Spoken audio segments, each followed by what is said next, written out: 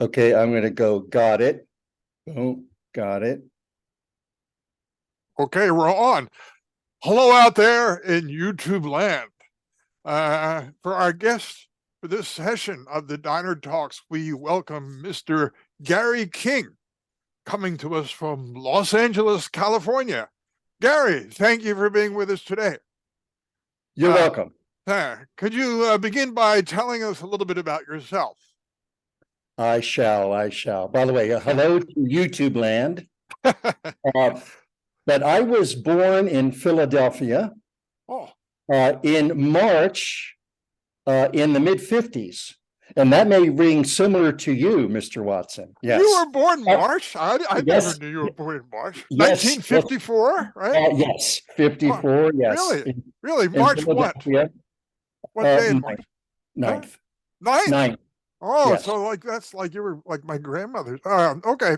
I didn't know that. So you're actually a couple weeks older than me. Yeah, we may be more kinship, Scott, than we ever realized. Yeah, and I never knew that you were born in Philly until now, because I was born in Philly too. But yeah, now, but what was interesting is this: back then, my parents told me that Philadelphia had a well-recognized, a great reputation hospital for women to give birth. Oh, really? So while we lived in New Jersey, they drove to Philadelphia for the birth.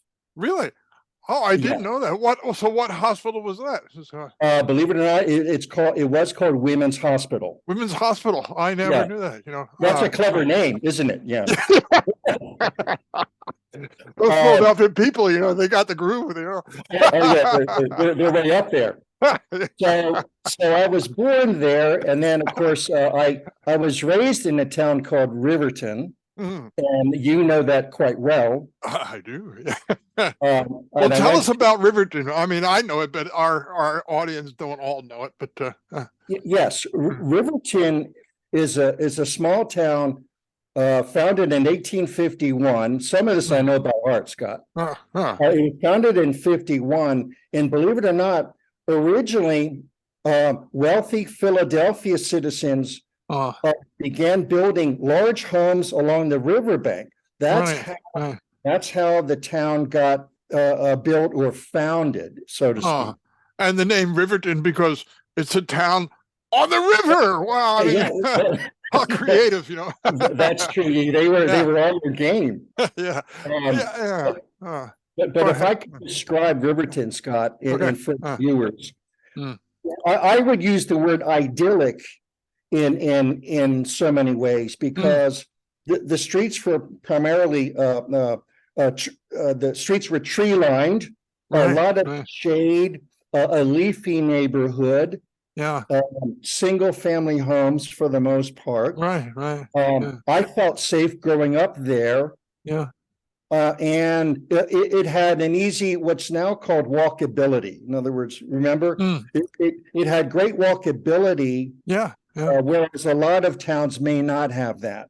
We walked to school every day, back and forth. Remember that? Obviously, once I learned how to ride a bicycle, I would bicycle. But think about this: in the late 50s, early 60s, you were allowed to pretty much go anywhere without parental helicoptering, if you know what I mean. So we were. That's what I remember, and what you remember. It was safe. One more thing, Scott, too.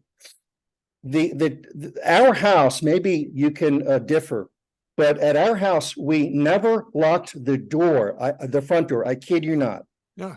Also, we never locked the cars. My parents never locked cars. No, I know. It seems like another world, somewhere. But it was, comparatively, a good and safe place. Even though, well, the whole country of America was, in general, they didn't have mass shootings all over the place. So in general, but Riverton especially. For one thing, it was small, Yeah, it was what, the Sure, yeah. population of like 3,000 people or something like that? Yes, but here's what's interesting, Uh, as we may talk about in a little while. Yeah. The town hasn't grown. In other words, the footprint of the town, and a lot of people need to just realize this, unlike other communities where, let's say, the footprint has, some of it has been undeveloped. Riverton, on the other hand, was already developed, so there wasn't any additional land to build additional homes. Right. So the population has largely stayed the same, or perhaps even dropped a wee bit over the year. Yeah. Yeah. Yeah. So Well, I mean, general population drop all over, but after the boomers, right? We were the boomer generation, but then yeah. So that's okay. So after Riverton, you went to elementary school and high school nearby in Palmyra. I inject Yes, that, you guessed know that that, right. but and we let the audience know we were classmates. Since well, we'll get to that, but right now I'd like to share a photo and have you talk about this a little bit. Okay, Gary? Sure. Right. It has to do with you and right? Can you see that? Oh, yeah. Okay. Oh, This yeah. is right. Let me, thank you. That's, that gets me emotional, but that's okay. So in this picture are my mom and dad and me and my two brothers. So let's first, you can see mom and dad there. Right. Now, what was your mom's name, Gary? Jeanette. Jeanette. Okay. And your Yes. dad is, I remember Thal, but isn't it really short for something like Thalberg? Correct. Yeah, I think it was a German, I think it's loosely a German name. German name. Okay. His father was also a Thalberg. Okay. All right.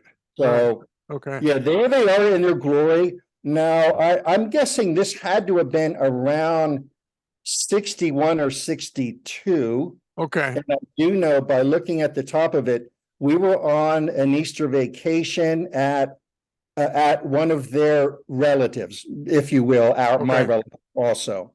All right. Is this in Florida? Yes, it is. Okay. Oh, it says Ormond Beach. But I was just looking at the Spanish moss. And so I driven for the tree. So I thought, well, it must be down south somewhere. But yeah. Yes. But then I see the Ormond Beach. I can't make out after the comma what that says, but I guess it must be Florida, right? I think it's I think FLA, I guess. Okay. Yeah. Right. So that they were an elderly couple. So I would think they would have been, let's say, aunt and uncle of one of my parents. Okay. See. All right. Yeah, they were elderly. Okay. And you can see I'm actually the shortest one. You're on the right in the picture, right? Or on your dad's left, but looking at the picture, you'd be on the right. That's you, Gary. Yes. And I assume Gordon, who I should mention just now, I mean, that Gary is joining us with like a week after his younger brother, Gordon, passed away. And Gordon, I remember he was a good guy, and we were on a trip to Germany together, and many fond memories of Gordon. But so condolences, Gary. And thank you, Scott. Yeah, you knew him well, and many people did. Yeah. And but let me just introduce each one, then I'll add. Okay, great. Yeah. So you can see me. I was the middle child. My brother in the middle, Wayne, was 9. This is interesting. Wayne was only 19 months older than me. Okay, 19 months. And catch this, a lot of people forget. Gordon is on the left. My late brother, Gordon, passed away, you said, on the 5th of the month. Okay. Gordon and I were only 14 months apart. Wow. Now here's a phrase, Scott, that I never heard until a few years ago, but it's now known.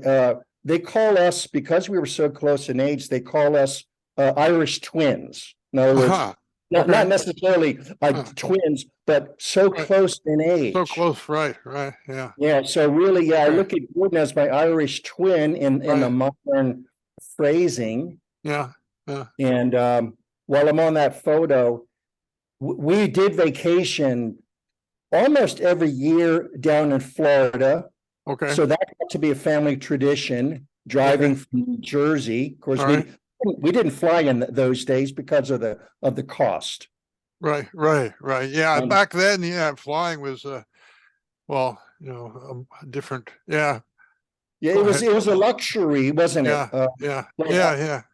I was age 21 when I first flew. And I think you flew to Germany for that trip once. Yeah, that was my first flight too, and probably maybe Gordon's too. So I think it was the first flight for many of us on that trip. Yeah. Isn't it interesting, Scott, that let's say the millennials and other generations, they fly still in their crib. Yeah.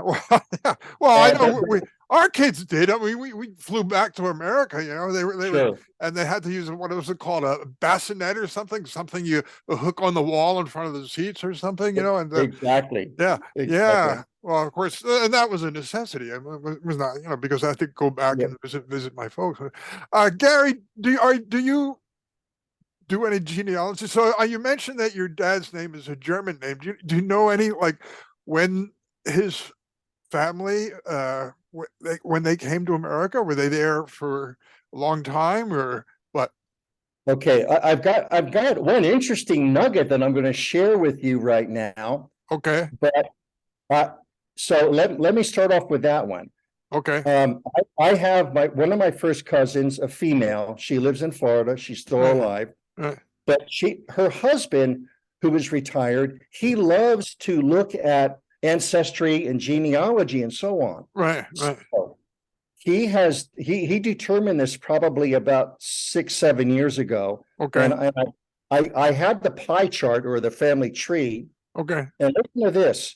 A man named Benjamin Eli was in George Washington's army during the Revolutionary War, related to our family. Wow. It blew me away when he told me that. Yeah. That's interesting. I mean, because, my mother's ancestors on her father's side, they immigrated from Germany too. And they were in Pennsylvania. And he also fought in the Revolutionary War. So our ancestors could have been in the army together. See, maybe that's why we've rekindled this friendship over the last dozen years. Right? I mean, like they told my mother she could be in the Daughters of the American Revolution or something like that. But she never actually joined. But yes, that's what it's called. Yeah, in other words, so that is pretty fascinating. Now, I had an interesting point about my parents. Yeah. Okay, after World War II, my dad, by the way, he did enlist, and he was in World War. See, he was born, Scott. He was born in 22. Okay. And my mom was born 2 years later. Your dad was born in 1922. Is that right? Yes. Okay. Yes. So he's a few years older than mine. So so that's why I understand now he was in World War II. My dad was in the Korean War. He was too young for World War II. But okay. Yeah. So your dad was in, you told me he was in the Army Air Corps at that time, right? Yeah. Was what they called it. Right. Yes. Yeah. The Air Force wasn't a separate service group. Okay. So it was a part of the Army. In other words, Army Air Force AAF. Okay. Yes. So he was a flight mechanic. Okay. At that time. Okay. But here's what's kind of interesting. Post the war, he went to work for TWA Airlines, which no longer exists. Right. Perhaps some younger viewers may have no idea what TWA stood for, but Trans World Airlines, right? Yeah. Yes. So he was working out of Philadelphia Airport, and my dear mother was what used to be called a stewardess. A stewardess. I remember when what are they called now? I mean, they went from stewardess to flight attendant, and then flight attendant. Yeah. Is it still flight attendant or something else? Is that yes, still there? Okay. By tomorrow, it might be something else. Yeah, you never know. I mean, because it could be, considered inappropriate for some reason. Aisle server or something. I don't know. Your server. I hear. Well, that's in a restaurant. That's in a regular. I always get a kick when I go back to America, pick up some of the new lingo that's passing around. You taught me one, but I'm not going to repeat it. When I visited you in 2014, you told me so, but I can't repeat it on YouTube. We get censored. But sometimes you too. Let's table that one. Yeah, let's park that somewhere. All right. But by the way, one more comment, Scott, which is interesting. Because especially younger, I'm still there, right? You see me? You're breaking up. Something. You see me, right? No, your image is frozen. Am I? Whoops. Let's see. Don't know what the problem might be. My internet connection is unstable, it says. Okay, that happens sometimes. Maybe my internet connection is unstable. I don't know what that means, but what I'm supposed to do about it. But here we are here. Weak security. I'm not hearing anything. Wow. Wow. Here we are. Dude, you're frozen. I'm going to try.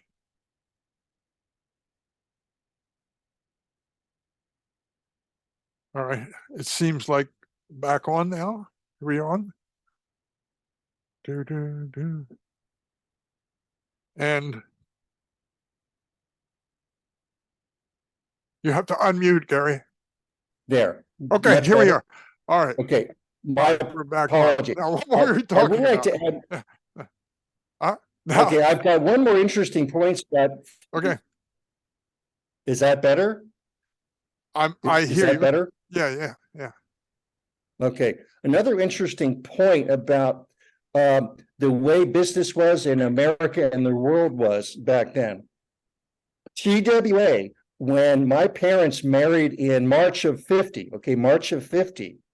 TWA told my mother, well, Miss Powell, by the way, once you return from your honeymoon, you have been fired. And here's why.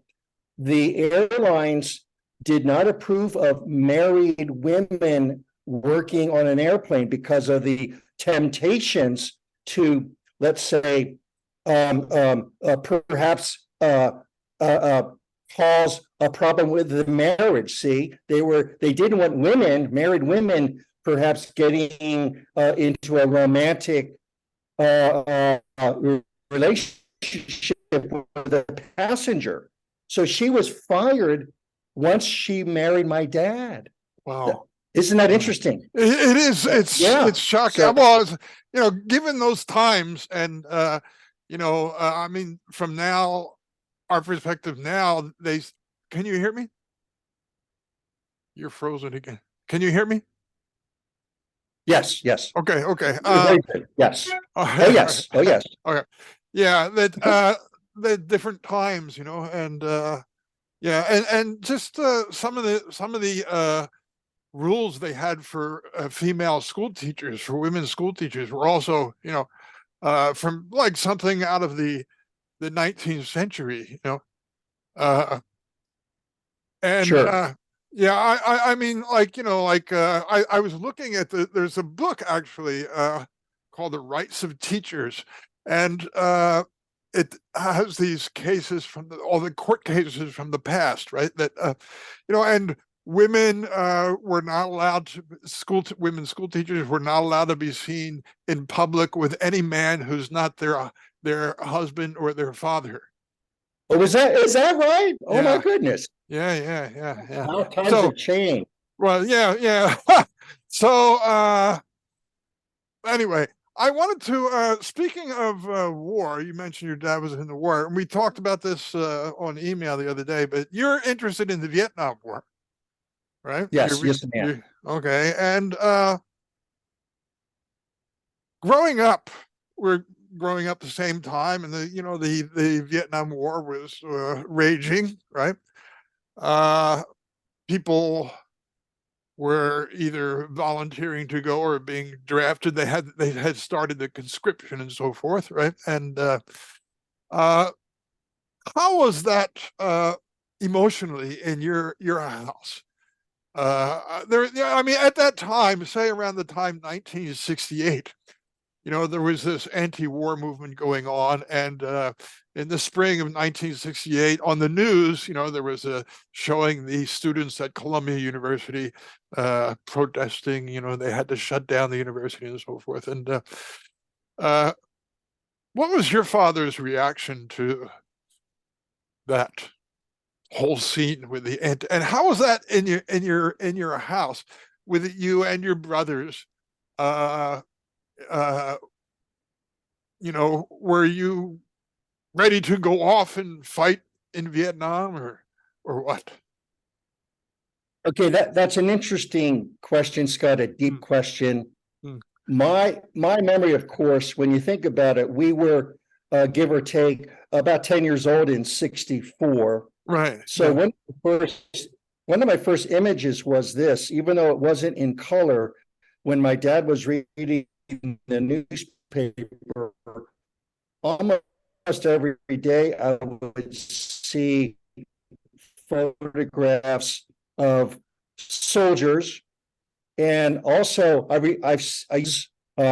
meaning the communists, the North Vietnam folks. Okay, right. But to be honest, I was so young at that point. By let's say 68, I was beginning to perhaps understand it a little bit better. But here's what I do remember from my dad, and I may have mentioned this not long ago, and that is my dad, for whatever reason, it seemed like he liked the idea of fighting until we were victorious, meaning the United States. Right. And I do remember a politician who may have become a VP candidate. His name is Curtis LeMay, and he is pretty well known infamously for saying he prefers to bomb North Vietnam back into the Stone Age. So while I didn't have deep conversations with my dad, that clearly told me that he was not a big fan of the anti-war movement. Right. Yeah. No, but I think, as we've discussed before, the United States wasn't given enough information. The citizens were had information withheld from us as a nation. Yeah.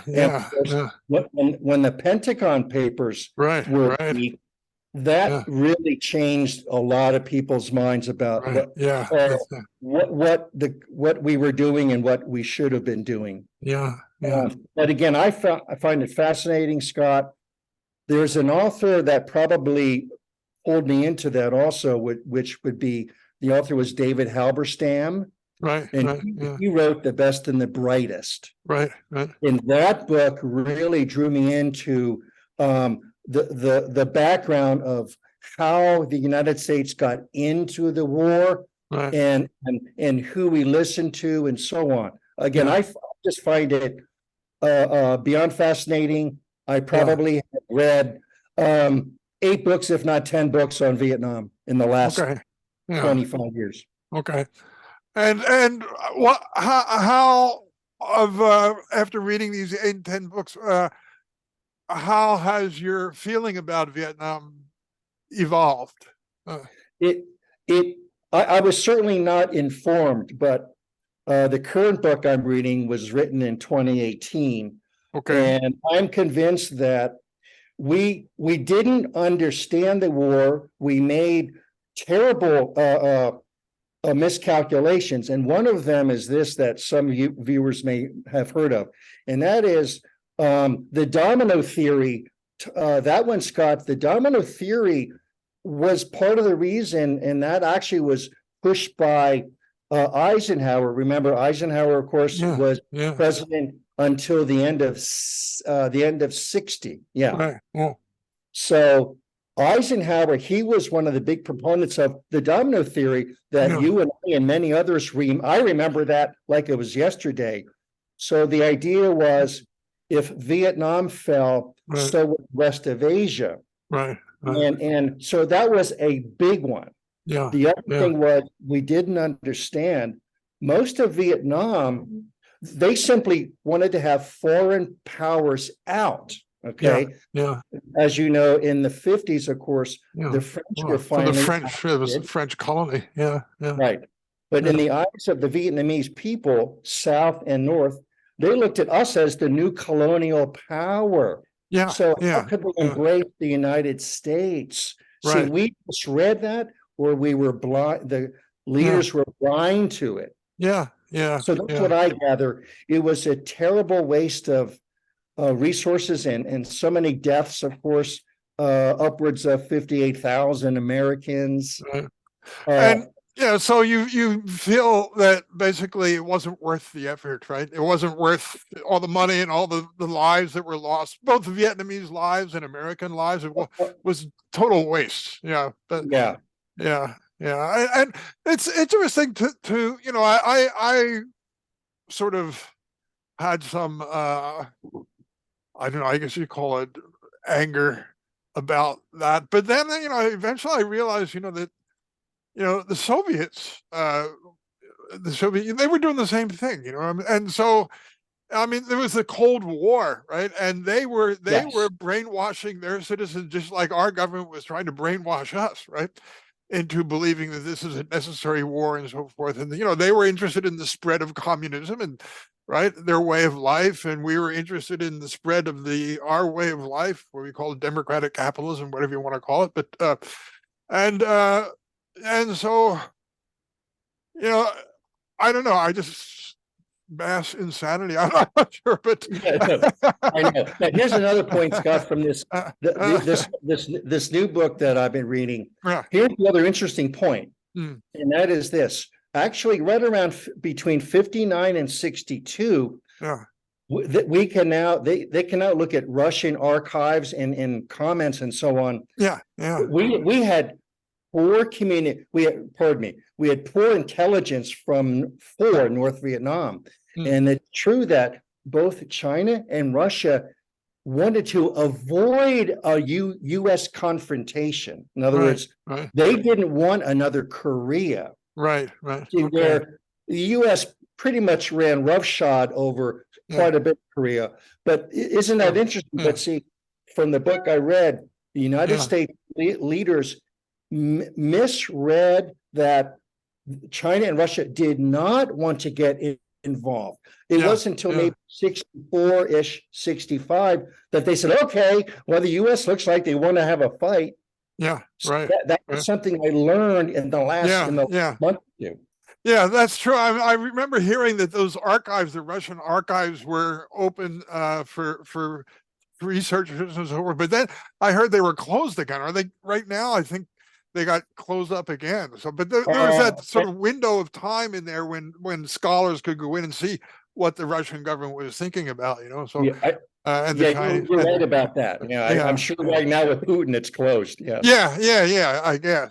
And okay, let's go to something else here. Get away from war and nasty business. But here we go. Let me bring this up here.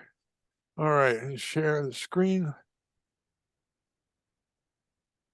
Okay, here we see you before you came out of the cage and kicked the shark's ass, right? Oh yes.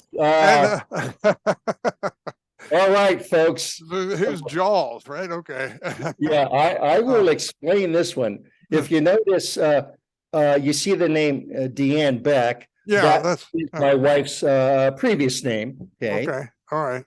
And this is in the year 2015. Okay. And this is a photograph by Deanne, and I was on a trip too.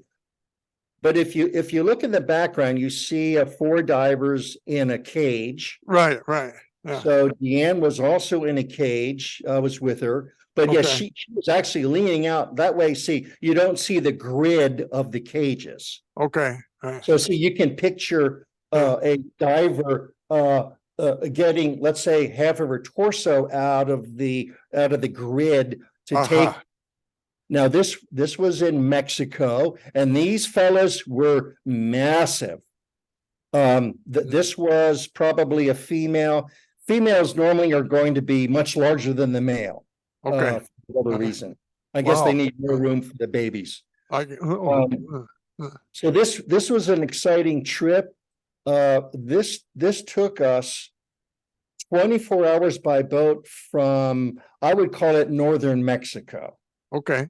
So that was a fascinating trip. We couldn't get enough time to film and to take images of these just creatures.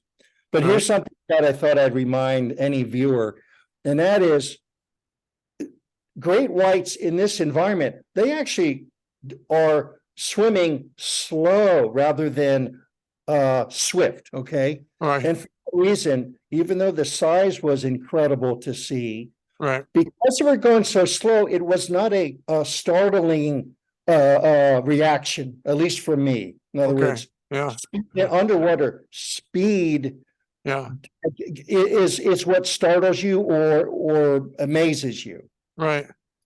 So yeah, that was a fun trip. It was 3 days. Right. There we go. Yeah, there was 3 days seeing the great whites. Okay, great. Thank you. Let's look at this one. Now, you are a scuba diver and a teacher of scuba diving, right? Yes, I am. And how did you get into that? I mean, well, why don't you talk about swimming first? I mean, you from way back, you were a swimmer. You were on the swim team, and as a matter of fact, I think in high school our swim team was the King brothers. That was the 3 members of the Palmyra High School swim team, and they were the King brothers. Wayne, Danny, and Gordon. Yeah. At least the team picture didn't take long to take, right? So I'll touch on that, Scott. Yes, perhaps just like you or many others who, let's say, were drawn into football or perhaps baseball. Right. We actually learned to swim at our, believe it or not, the backyard pool of our dentist in Riverton. Okay. So that started it, and then there was a brand new pool in 1960 that was built in Cinnaminson. Okay. So my parents joined, and it was almost like my parents' friends also had kids near our same age. So we all joined the club. Okay. And you know what? I guess I was able to swim fairly quickly. Okay. So my parents, I would say this, bless their hearts, they did subtly let us know that they wanted us to swim every year. Now, having said that, from a person of my age, I had wonderful memories. You know, growing up into adolescence, sometimes you hit a rough patch, and I certainly did. Maybe sophomore, junior year, high school. Yeah. But in the end, though, I don't regret it. I enjoyed it. Yeah. So I swam on a partial scholarship at my university. Which was where? I went to Rider University. Rider. And where is Rider? Is that in New Jersey?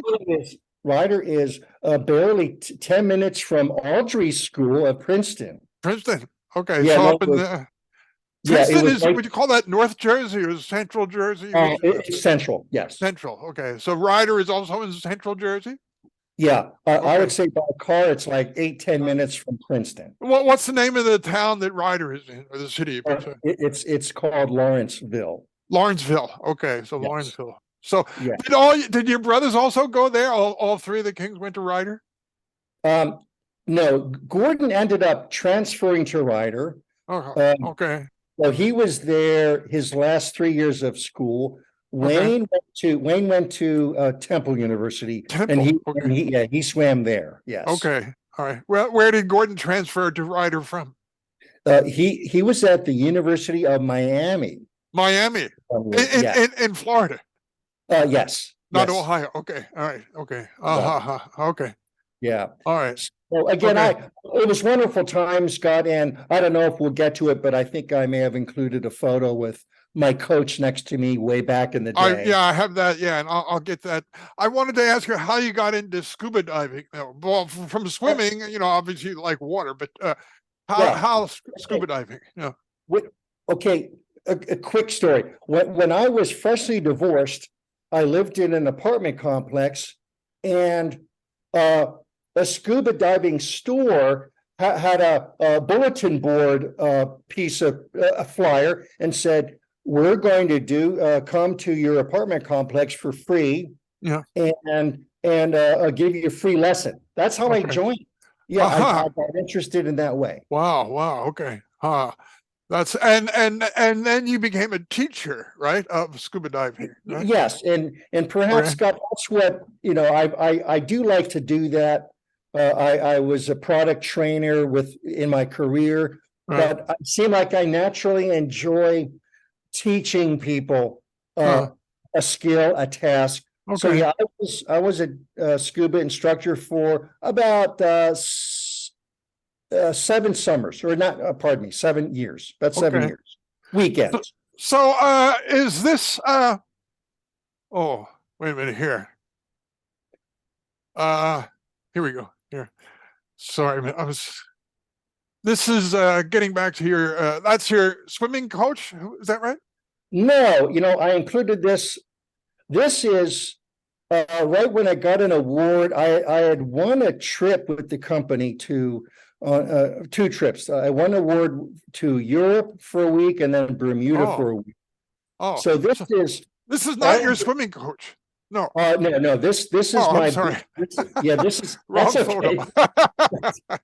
I can finish that if you'd like, but no, go ahead. All right. Okay. Yeah, I included that, Scott, because in life I wanted to include that fellow Mike. Let's face it, our fathers are going to be usually 20 to 30 years older, right? Right. Yeah. So in my young career, I just had turned 30 then. Okay. But I then attached to his division for quite a while, about 2.5 years. Okay. So I look at him as one of my adult mentors. He was 10 years older than me, but we clicked. We just clicked. Right. Yeah. And he seemed to inspire me. It's always difficult to say, well, exactly how, but it was an interesting, he just bonded with me better than anyone. And I'm glad I met him at age 27. Okay. And that photograph was at 30, right before I went to Europe on a trip. Okay. And since before you mentioned your wife, your first wife, that you were divorced, I thought it probably because here's a picture of your daughter. Right? Yes. Yeah. And she's your only child, right? Yeah, my only child. And that's Holly. Is that correct? Pronounce it Holly? Yeah, pronounce Hallie, as in Sally. Okay. And that's your first. Her name is Janine or something. This is Janine. Janine. Okay. Yeah, we were married 9 years. Okay. And yeah, Janine. By the way, she's a teacher, Scott. She's a teacher. Okay. Yeah, she taught English for obviously 30 some years. Wow. Okay. And then another note there, you can see what Hallie is wearing, UC Davis. Right. So you're at her graduation, which is what brought you together again with your ex-wife, right? So we have been divorced for probably the better part of 12 years or so. Okay. At that point. But tell me this, Scott, I'm pretty sure you mentioned you may know professors from UC Davis. Is that right?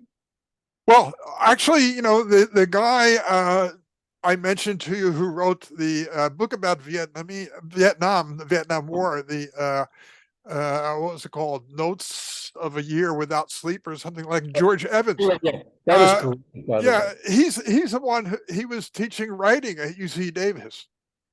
Isn't that great? Yeah, Wow. I'm not sure if he's still doing. I haven't heard from him in a couple of years, but yeah, I was in contact with him for a while. But yeah, actually, he's from Pittsburgh originally. And how old is Holly now? Okay, there, of course, she was, a few months from 22. Okay. She's now 31. 31. Okay. Yeah, Okay. and Uh-huh. I'll be And glad to. where's she living? Yeah, I'll give you some background. Okay. Hallie is living in Bend, Oregon, USA, Wow.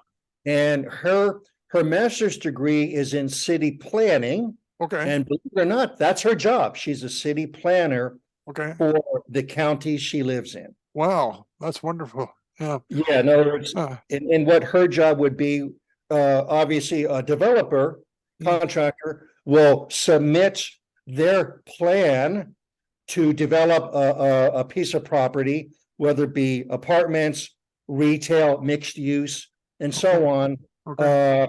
And then Hallie's job would be to examine it, look at it, decide, does it have, let's say, green belt areas?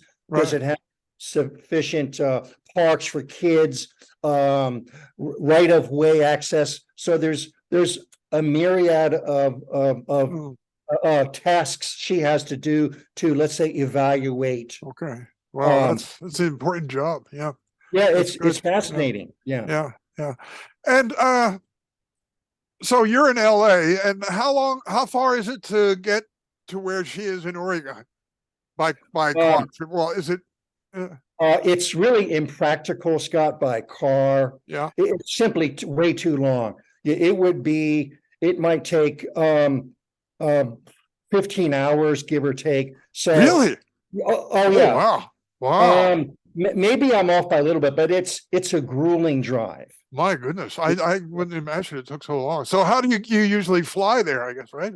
Or Yeah, is there like a high-speed train from going from is that something that's been planning for a while, but that's far in the future right now.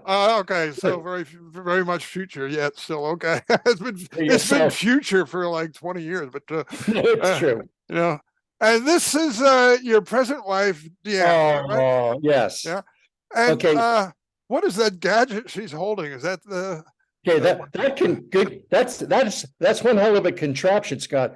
That is her camera gear. Isn't that incredible? Oh, is that what you told me that she lost on her recent trip to the Philippines? Okay. Huh? She had it damaged because salt water penetrated the O-rings around the casing seal. Yeah. Wow. Wow. Yeah, she lost. That looks like a really expensive piece of equipment. You know, I mean, is that like several $1,000s? But it's probably like a year of my salary. But that's true. Well, listen, that's why I never took pictures much. They're sophisticated, Scott. By the way, they're heavy. This is give or take 35 pounds weight.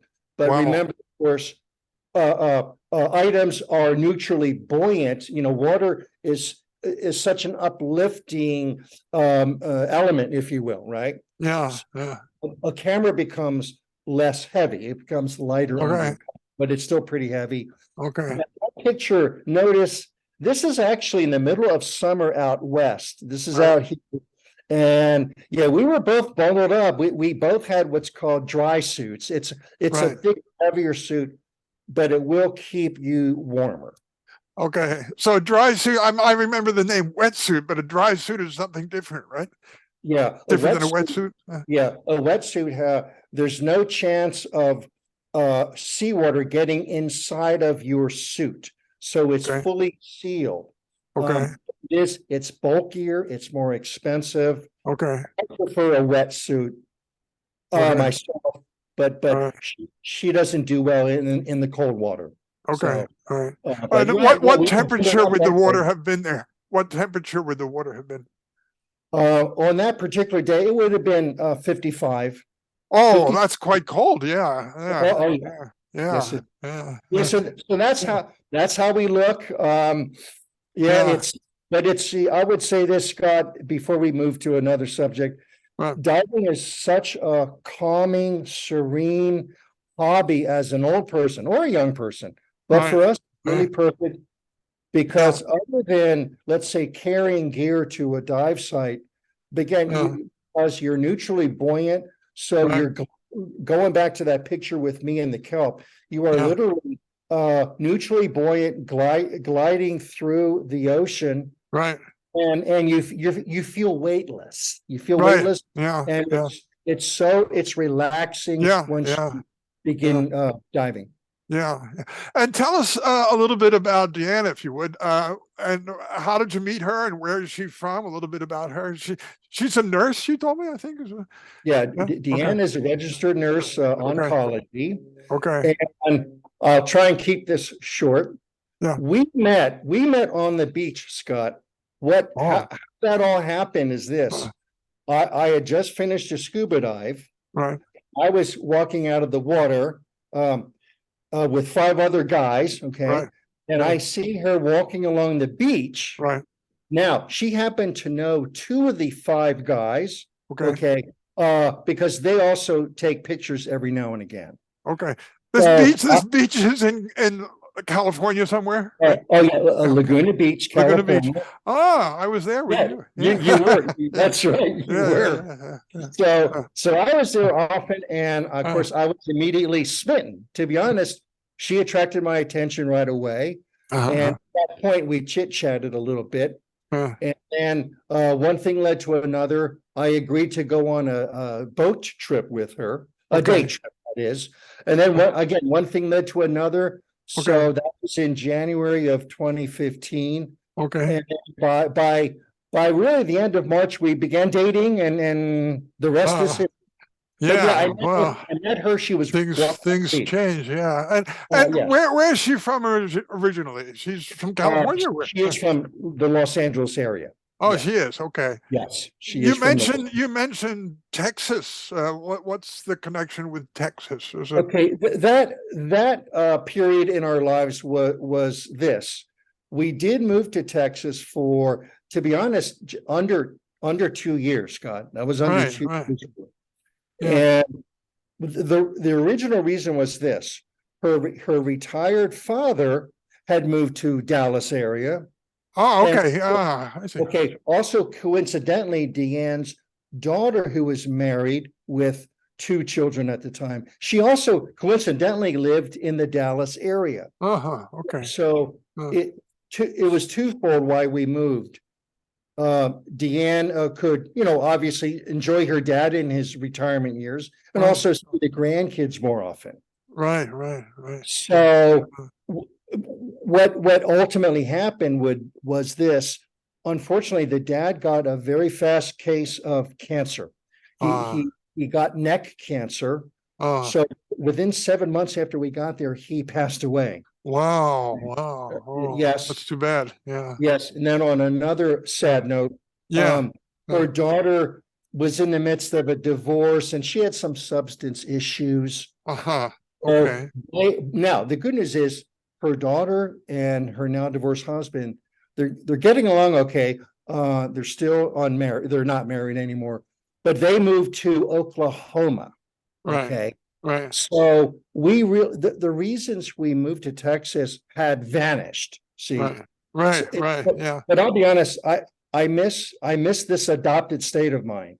California, for better or worse, is the state I enjoy, Scott, with of course all the outside activities and so on. Right. So we did miss this place dearly. And the weather in Texas, it didn't appeal to me. I've heard about these weather, but I've never been there when they have one of these, but my son is there in Austin, and daughter-in-law and granddaughter, and I hear in the news about these, was it 2 years ago or a year and a half? They had this big freeze when everybody lost their power and everything, but. Let's go back into the past a little bit once again. We're going back and forth here. I hope you don't mind, but oh my goodness! Wow! Hey! No, I see some people I recognize. There you are, right? I'm on the left. You can see the Who is that left of you? Who is that? Robert Esworthy? Okay, I think that looks like Rob Esworthy, Okay, perhaps. yeah. All right. It might be Rob Esworthy. Yeah. And then the other side of me would be Jim Horner. Jim Horner, right? And then Moore, right? Randy Moore.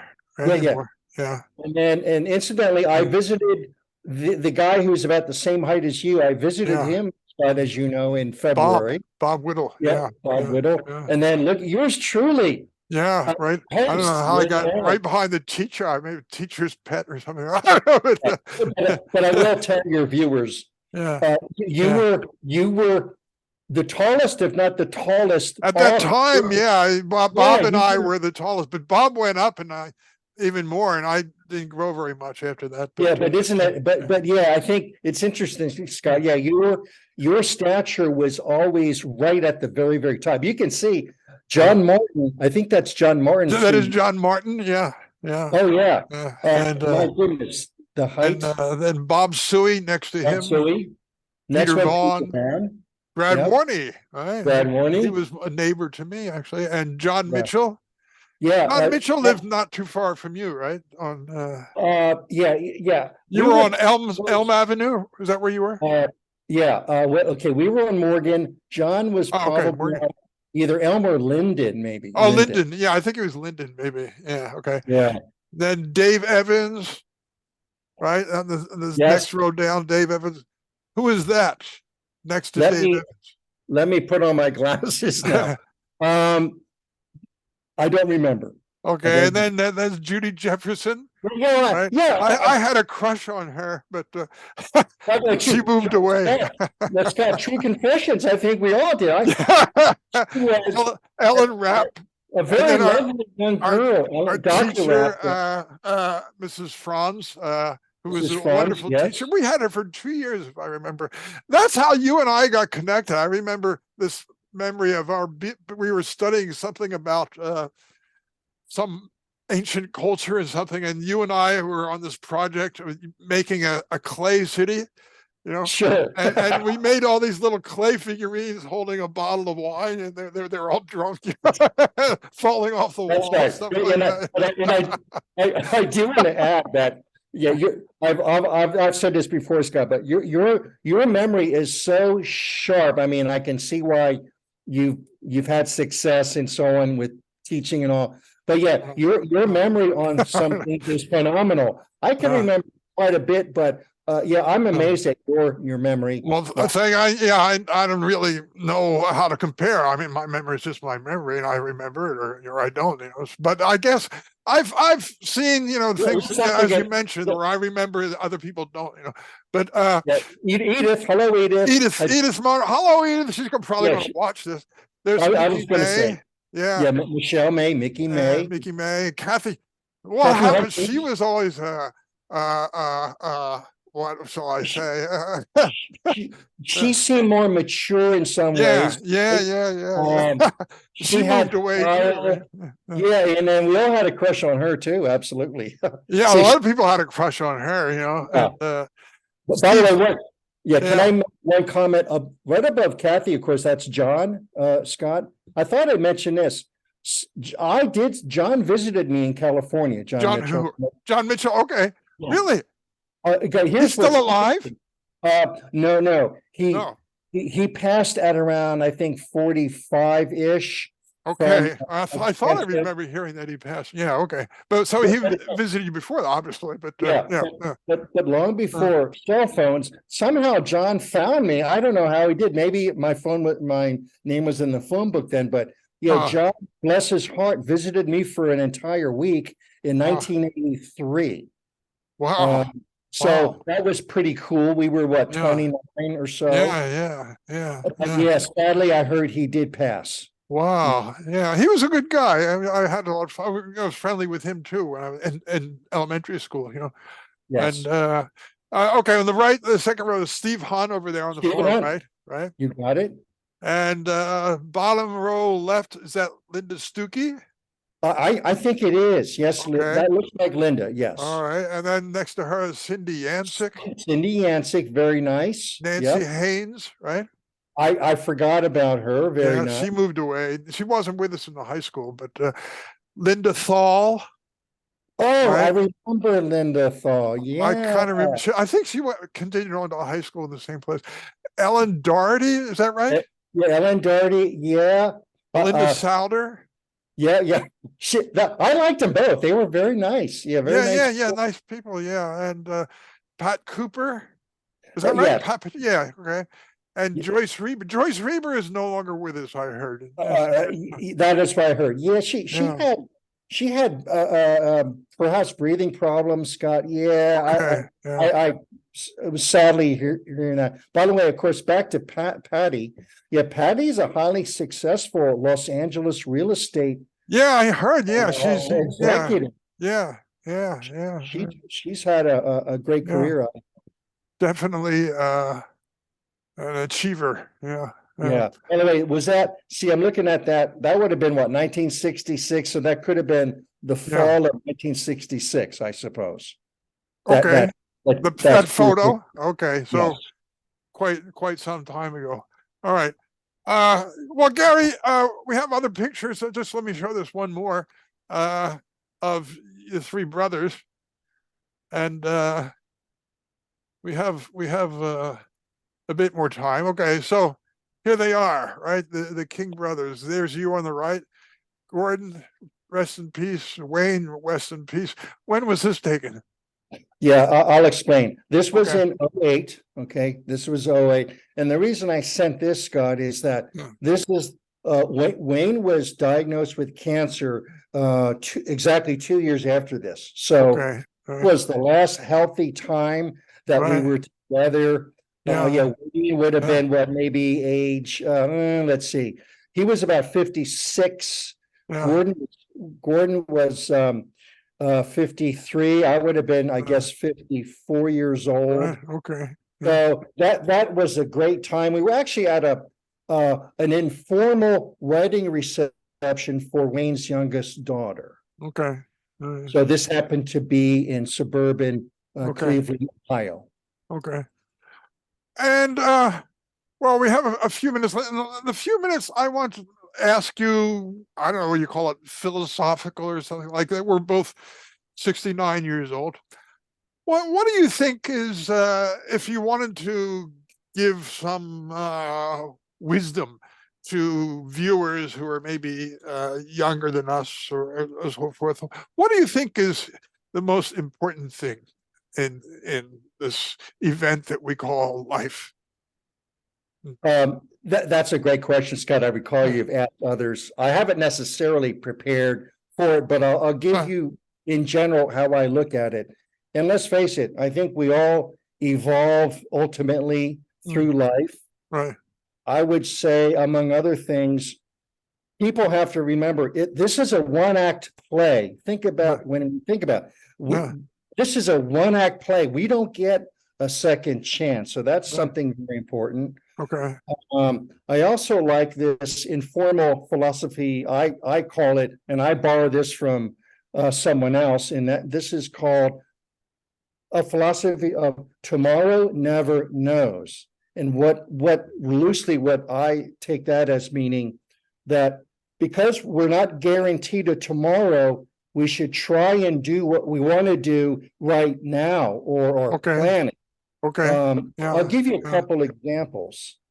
When my youngest brother began declining in health, a year and a half ago, I planned a trip with him back to New Jersey. Okay. And we saw a number of friends, and we just had some great bonding because, again, tomorrow never knows. Right. So think about what happened last week. Yeah. In other words, I'm so grateful I got to see Gordon. Then, and I missed seeing him by about 3 hours this trip. Okay. So that's another point I want to make. And probably another philosophical point I wanted to bring up. And I just did this the other day, and I think I mentioned this to you. And that is, with my brother, he went to, again, Rider University with me. Right. And I wanted to honor his legacy. So I went ahead and purchased it's a golf tournament for the swim team Okay. and also with alumni. Okay. And also a dinner event. It's a big event. It's once a year in Okay. the month of June. Right. So what I did, and the reason I did this is perhaps twofold. One of them is to let his sons know, Gordon's sons know that your dad was worth celebrating, okay, Right. Yeah. by Yeah. honoring him. But also, I did this. I got the sponsorship for Gordon to be on banners there because I would like to, if you will, pay it forward by perhaps having someone who has never known me. Yeah. Perhaps he might tell either his father or his son, say, you know what? What a cool thing. A person who has just passed away has been honored at this event. Hey, I want that. Or maybe he might think of his elderly father who, let's say, went to a local school. Right. And the idea is to honor those who came before you, if you will. Yeah. Yeah. So that's a little bit about how I view why we're here. And again, it's a one-act play. I would emphasize that. Exactly. And that's actually basics, the thinking behind these diner talks, that everybody, deserves respect and to honor, and everybody has something unique about them and something to share with you don't have to be rich, you don't have to be famous, but just being alive, right? Yes. And going through life, as someone said, it's not for sissies, right? That's right. That's right. Getting old is not for sissies, but how about this guy? But think about this guy. When you visited me back in 2014, hey, you could argue that was, you wanted to get this, because you wanted to get here before we're no longer here, right? Yeah. Rewarding, fun time. Yeah. And although my trip to Texas last year, I just couldn't work that out. Right. But definitely next time. For sure. Well, we hope you visit us in Japan sometime, right? It's on my list, Scott. Okay. All right. Great. Thank you. Gary, thank you so much for being with us today. Okay. And my pleasure, Scott. This was fun. It was a great pleasure talking to you. And all right. So, and thank you. And sayonara. Okay. Bye-bye. Thanks. Bye. Bless you. Bless you.